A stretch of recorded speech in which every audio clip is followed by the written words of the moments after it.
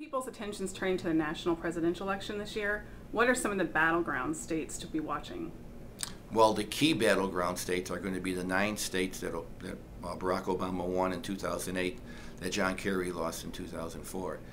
In the east, actually the southeast, is Virginia, North Carolina, and Florida. In the Midwest, Ohio, Indiana, and Iowa. And in the mountain states, Nevada, Colorado, and New Mexico. And you could add Wisconsin, you could add Missouri, and you could probably add Arizona. So there will be about a dozen states that are really going to be battleground states.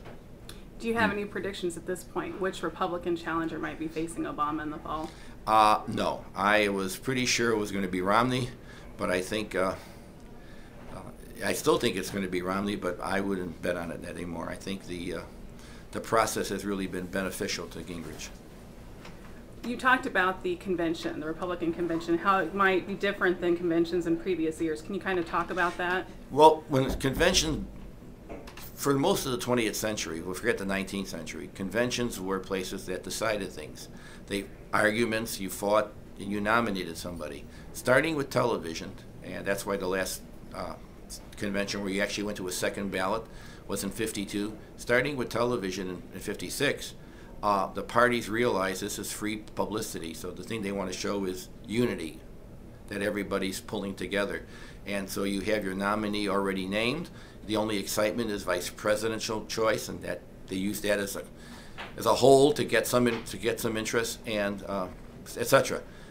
However, given the rules that the Republican Party have installed, that no winner-take-all primary before April 1st, conceivably, now it still may not happen, but conceivably you may have a convention where they're going to not walk in there with the nominee named. What is the climate in Illinois right now, and what can be done as far as the economy and the state of Illinois? Illinois is near the bottom of all the states. We have a cash flow problem. We have all kinds of problems at the revenue end, at the expenditure end, at the managing both end. There are no simple answers, and it's going to take someone with a great deal of courage, who he or she may not want to be reelected, to give the harsh news.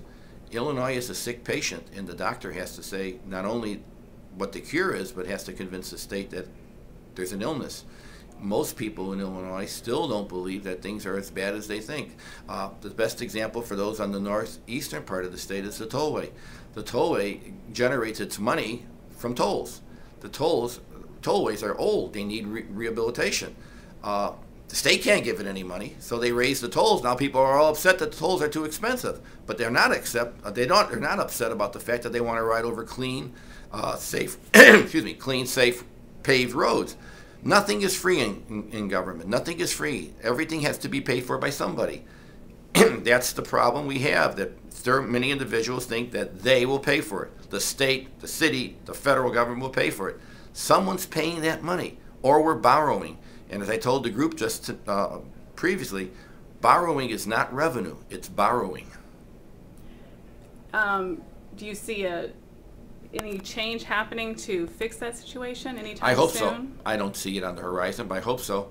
I think the politics always trumps the policy in Illinois, and that may very well be happening again, though as more and more people realize the incredible mess we're in, perhaps that may do it. But again, when you spend the kind of time and money it takes to get elected, and you want to be reelected, being a person who believes in profile and courage is sometimes very difficult. When John Kennedy wrote that book, Profiles in Courage, people forget that all the people he wrote about, those congressmen who stood up for a principle, the next election, they lost.